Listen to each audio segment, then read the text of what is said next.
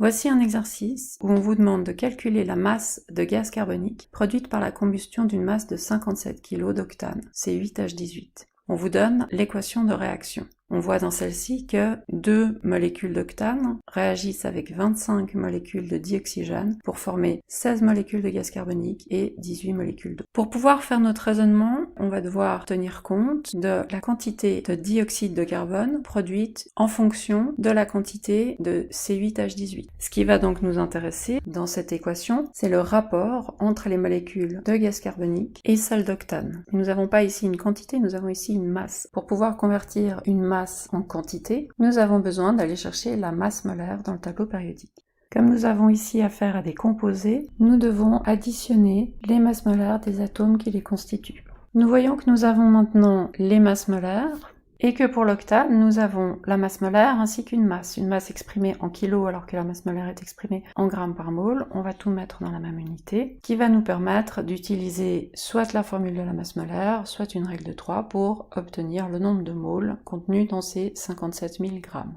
On convertit l'équation de la masse molaire, grand M est égal à petit m sur n, donc à la masse sur le nombre de moles. On obtient à ce moment-là 499 moles, ou alors on pose la règle de 3. La masse molaire nous indique que 114,224 grammes, c'est la masse d'une mole. Nous avons 57 000 grammes, nous obtenons 499 moles. Donc choisissez votre méthode, les deux sont tout à fait valables. Une fois qu'on a un nombre de moles d'octane, il est possible d'utiliser le rapport qu'il y a entre le nombre de moles de molécules d'octane et le nombre de moles de molécules de CO2 dans l'équation de réaction. L'équation de réaction nous indique que 16 moles de CO2 sont produites par 2 moles de C8H18. La question qui se pose est combien de moles de CO2 allons-nous créer alors que nous avons 499 moles de C8H18. Nous allons donc créer environ 4000 moles de CO2. Je reviendrai sur les chiffres significatifs lorsqu'on aura fini le calcul. Tant qu'on n'a pas fini le calcul, on essaye de garder tout ce que la calculette nous indique pour ne pas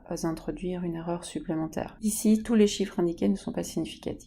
Comme nous avons maintenant un nombre de moles de gaz carbonique ainsi que sa masse molaire, nous pouvons déterminer la masse qui sera produite en utilisant l'équation de la masse molaire ou alors la proportionnalité que celle-ci exprime. Dans les deux cas, vous obtiendrez le même résultat. Parlons maintenant de chiffres significatifs. Si on regarde ce qui a été donné dans l'énoncé, on n'avait que 2 chiffres significatifs dans nos 57 kg de C8H18. Même si on a des masses molaires qui sont bien plus précises, eh bien on ne pourra avoir dans notre résultat final que 2 chiffres significatifs. Cela signifie que si je transforme mes 175 000 grammes de CO2 en kilos, je vois déjà que si je veux descendre à 3 chiffres significatifs, j'aurai 176 kg. Et en réalité, je ne peux pas dire 176 kg, je dois même arrondir et mettre 180 kg.